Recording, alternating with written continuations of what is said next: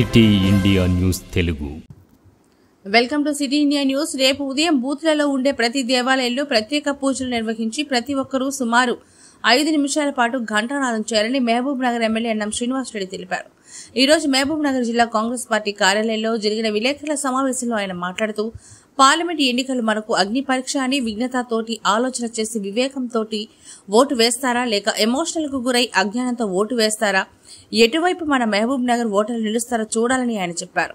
ఆ భగవంతుడు 70 ఏళ్లుగా మన వెనకబాటుతనాన్ని తరిమివేసి అభివృద్ధి చేసుకునే అవకాశాన్ని మన పాలమూరు ఓటర్లకు ఇచ్చారని, ఇన్నాళ్లు కరువుతోని వలసతోని నష్టపోయాం. ఇన్నాళ్లు మన పక్కన కృష్ణానది నీళ్లు మనం వాడుకోవడానికి అవకాశం ఉన్నా వాడుకోవడానికి వీలు కాకపోయినా రైతు కళల్లో కారే కన్నీళ్లు చూసాం తప్ప ఇన్నాళ్లు కరుణించిన దేవుడు లేడని అన్నారు. ఇప్పుడు ఆ దేవుడే కరుణించాడు, మన బాధలు చూసి చెలించాడేమో. అందుకే మన పాలమూరు మట్టిబిడ్డ రేవంత్ రెడ్డిని ముఖ్యమంత్రి స్థానంలో కూర్చోబెట్టి ఎన్నో పూజలు చేస్తేనో కానీ దొరకని ఫలం రేవంత్ రెడ్డి ముఖ్యమంత్రి స్థానంలో ఉండడమని అన్నారు. లేక ఎమోషన్తో మనకు సంబంధం లేని అంశాలను ముందల పెట్టుకొని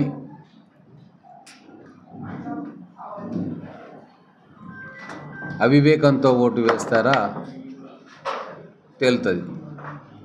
ఎందుకు ఈ మాట అంటున్నానంటే, ఆ భగవంతుడు మనకు అవకాశం ఇచ్చి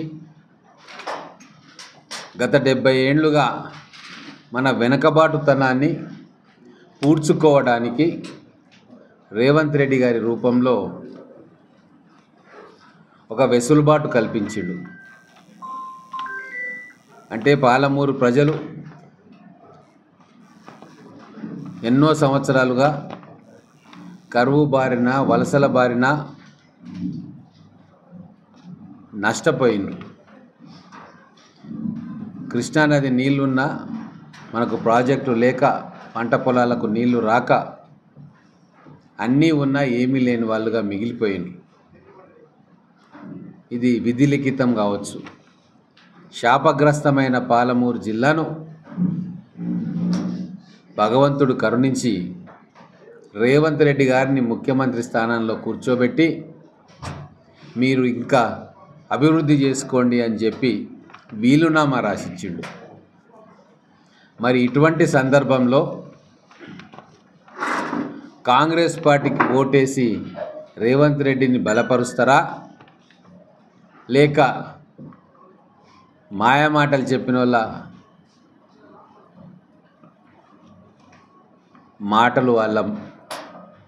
మాటలు విని పైన ఎక్కడో మోడీ ఉన్నాడని, అయోధ్యలో రామాలయం నిర్మించిండ్రని, మన అభివృద్ధికి సంబంధం లేని అంశాలను ముందల పెట్టుకొని మన నోట్లో మనమే మట్టేసుకుంటామా ఆలోచించుకోవాల్సిన సందర్భం. కేసీఆర్ గారు 50,000 కోట్ల రూపాయలను మెదక్ జిల్లాకు తీసుకుపోయిండు 10 సంవత్సరాల్లో. ఆయన ముఖ్యమంత్రిగా ఉండి ఆయన పుట్టిన స్థానానికి 50,000 కోట్ల రూపాయలతో అభివృద్ధి చేసుకుంది. మరి ఇప్పుడు మన ముఖ్యమంత్రి వచ్చిండు కదా, మనకు 50,000 కోట్ల రూపాయలు తీసుకొచ్చుకునే అదృష్టం అవకాశం దక్కింది. మరి ఇప్పుడు దాన్ని కాదనుకుంటామా? ఇది మహబూబ్ నగర్ ప్రజలు ఆలోచించుకోవాల్సిన విషయం.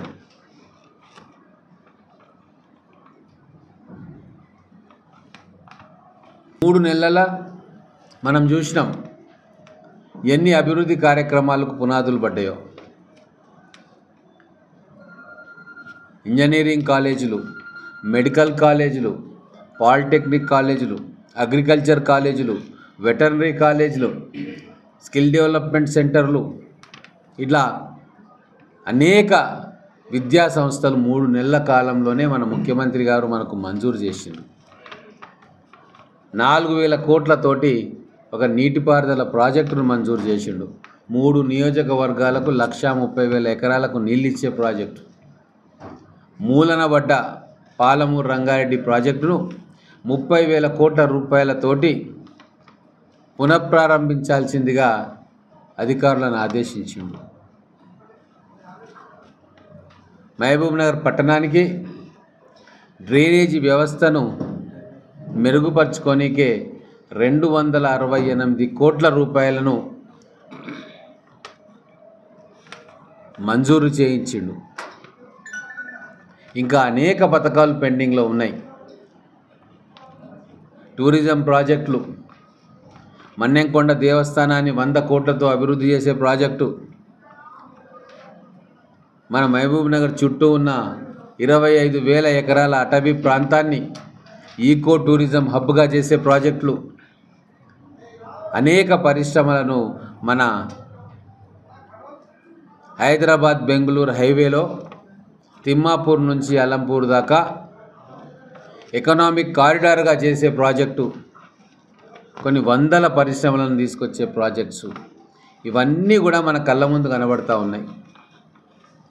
మన పాలమూరు ఓటరు, మహబూబ్నగర్ నియోజకవర్గ పార్లమెంటు ఓటరు వాటన్నిటిని అందిపుచ్చుకుంటాడా, లేక కళ్ళ ముందు కనబడుతున్న స్వర్గాన్ని కాలదని త్రిశంకు స్వర్గంలో వేలాడడానికి నిర్ణయించుకుంటాడా అనేదే ఇప్పుడు మన ముందు ప్రశ్న. అందుకే రేపు ఉదయం పాలమూరు ప్రజల మనోవికాసం కలగాలని భగవంతుడు పాలమూరు ప్రజల ఆలోచన సరళి సరైన మార్గంలో పెట్టాలని చెప్పి మొత్తం పార్లమెంటు ఓటర్ మహాశైలకు సద్బుద్ధి ప్రసాదించాలి, సరైన నిర్ణయం తీసుకునేటట్టుగా ఆ భగవద్ అనుగ్రహం వాళ్ళ మీద ఉండాలి. సరైన నిర్ణయం తీసుకొని పాలమూరు భవిష్యత్తుకు ఈ ఎన్నికల ద్వారా పునాదులు పడాలని చెప్పి రేపు ఉదయం 8:30 గంటలకి ప్రతి బూతులో ఉన్న దేవాలయాల దగ్గర ఈ కరపత్రాలను పెట్టి పూజ చేసి అక్కడ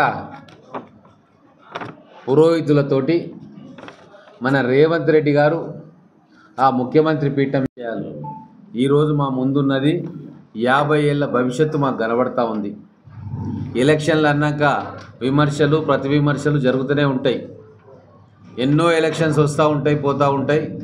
ఎవరో ఒకరు ఎంపీగా గెలుస్తారు, ఎమ్మెల్యే గెలుస్తారు. కానీ ఇప్పుడు మన ముందున్న ప్రశ్న ఏంటంటే 50,000 కోట్ల రూపాయల అభివృద్ధిని మనం తెచ్చుకోవాలన్నా వద్దా? ఈ చిలిపి పంచాయతీలు, చిల్లర పంచాయతీల వైపు దృష్టి మలచాలనా, లేకుంటే మన పిల్లల భవిష్యత్తు, మన అభివృద్ధి, 1,000 కోట్ల రూపాయల నిధుల ప్రవాహం, మన ప్రాజెక్టుల పూర్తి చేయుట, వీటి మీదనే మా దృష్టి ఉంటుంది తప్ప కౌంటర్లు, ఎన్కౌంటర్లు ఇవన్నీ చాలా చిన్న విషయాలు. ఎలక్షన్లో మేము ఒక అద్భుతమైన అవకాశం మాకు వచ్చింది. మన పాలమూరు ప్రజలకు తెలంగాణ రాష్ట్రం ఏర్పడ్డ తర్వాత దేవుడిచ్చిన వరంలాగా మన ముఖ్యమంత్రి గారు రేవంత్ రెడ్డి గారు ముఖ్యమంత్రి అయినరు. ఫోకస్డ్గా ఉన్నాం మేమంతా. రేవంత్ రెడ్డి గారు పంపిన అభ్యర్థిని గెలిపించి రేవంత్ రెడ్డి గారి గౌరవాన్ని దేశవ్యాప్తంగా ఇనుమడింపజేసి కేంద్రంలో కాంగ్రెస్ ప్రభుత్వం ఏర్పాటుకు మా ఎంపీ కూడా అందుకు ఉపయోగపడి కేంద్ర ప్రభుత్వం నుంచి, రాష్ట్ర ప్రభుత్వం నుంచి అనేక 1,000 కోట్ల రూపాయలను మన ప్రాంతానికి తీసుకొచ్చి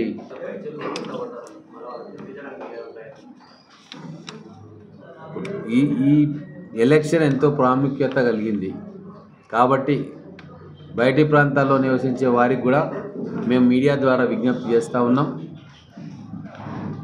మీరు శ్రమ అనుకోకుండా మన పాలమూరు భవిష్యత్తు కోసం వచ్చి రేవంత్ రెడ్డి గారికి అనుకూలంగా కాంగ్రెస్ పార్టీ అభ్యర్థికి ఓటు వేయాలని చెప్పి వాళ్ళను మీ ద్వారా రిక్వెస్ట్ చేస్తూ ఉన్నాం.